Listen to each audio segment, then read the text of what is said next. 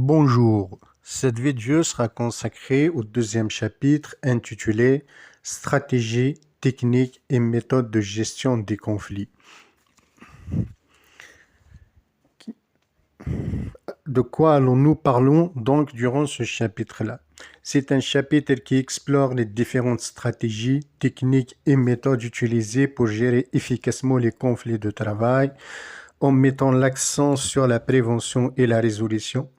Il examine également les approches curatives face aux tensions déjà présentes tout en tenant compte des dynamiques organisationnelles et sociales. Quels sont les objectifs visés durant ce chapitre-là?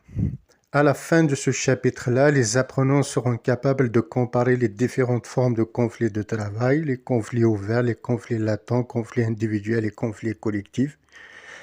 Capables aussi de comprendre la dynamique des conflits, l'utilité de leur gestion ainsi que les différentes formes de conflits, d'analyser les différentes sources, causes internes et causes externes, de connaître les différents types de stratégies préventives et stratégies curatives, ainsi que d'évaluer l'efficacité des différentes stratégies.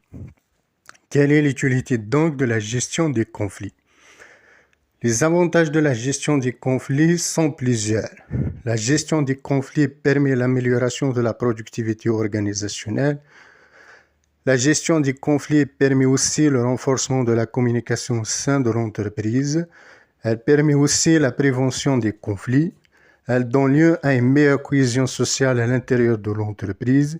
Elle permet aussi la réduction du turnover ou du taux de rotation de main-d'œuvre. Les différents types de conflits sont plusieurs. Il y a des conflits latents, des conflits individuels, des conflits collectifs, des conflits ouverts. Les conflits latents, c'est un conflit sous-jacent qui n'est pas encore exprimé ouvertement. Les tensions existent, mais elles sont clairement manifestées.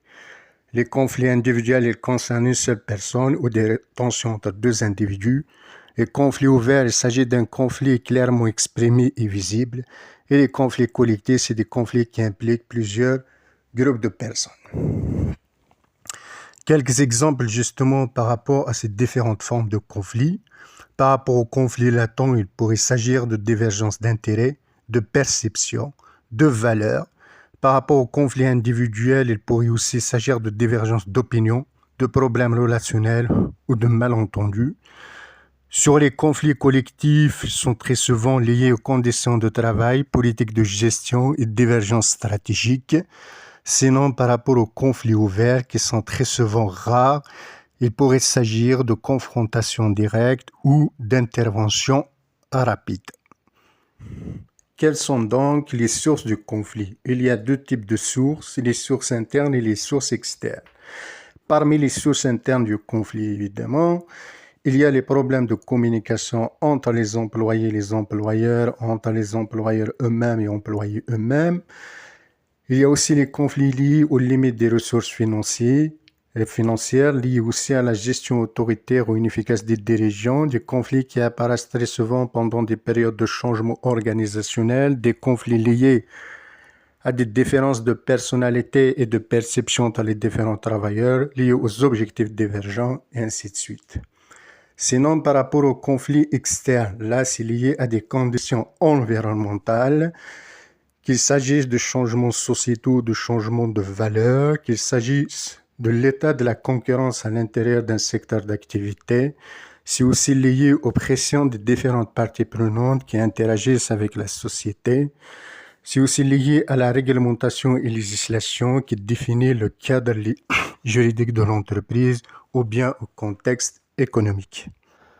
Quelles sont les stratégies de gestion des conflits? Deux types de stratégies, les stratégies curatives et les stratégies préventives. Par rapport aux stratégies curatives, il s'agit d'un ensemble de mesures mises en place après l'apparition d'un conflit visant à le résoudre, à restaurer le dialogue et prévenir son aggravation ou sa répétition.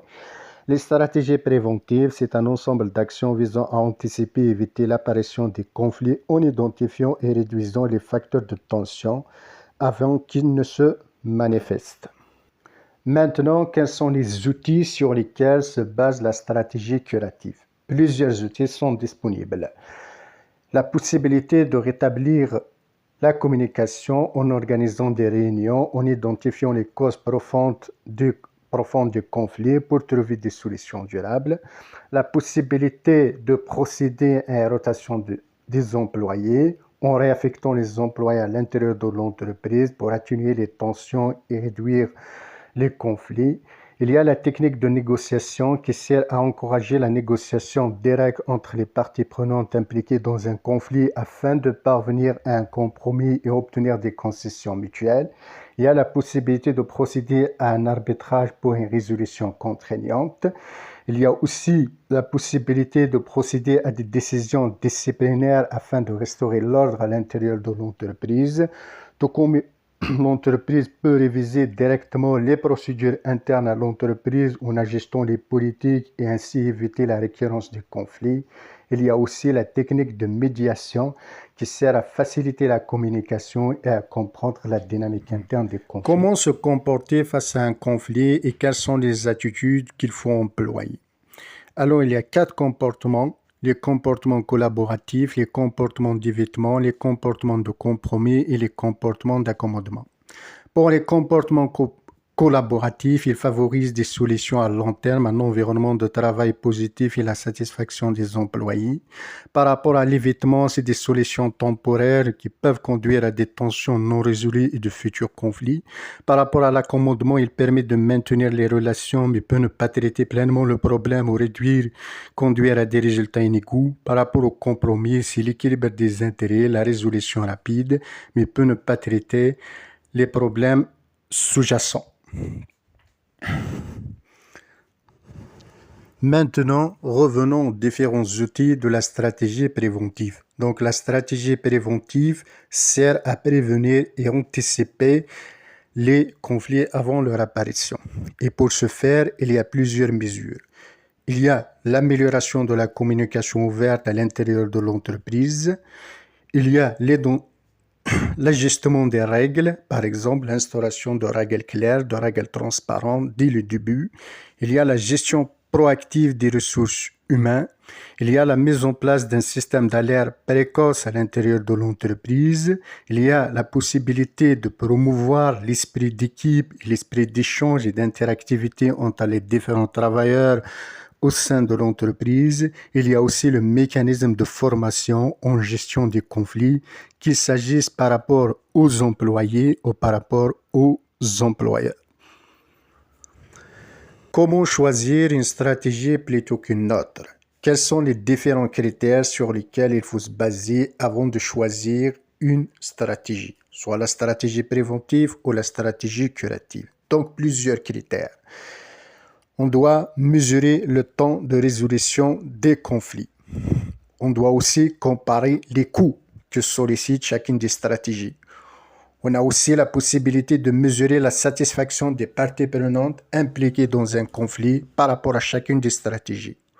On peut aussi comparer l'impact des différentes stratégies sur la performance organisationnelle, évaluer la facilité d'implémentation des 2 stratégies, vérifier la réduction des tensions futures permises par les 2 stratégies. On peut aussi analyser l'impact sur le climat de travail, notamment la paix sociale, la stabilité et évaluer la durabilité de chacune des stratégies. Je vous remercie pour votre attention.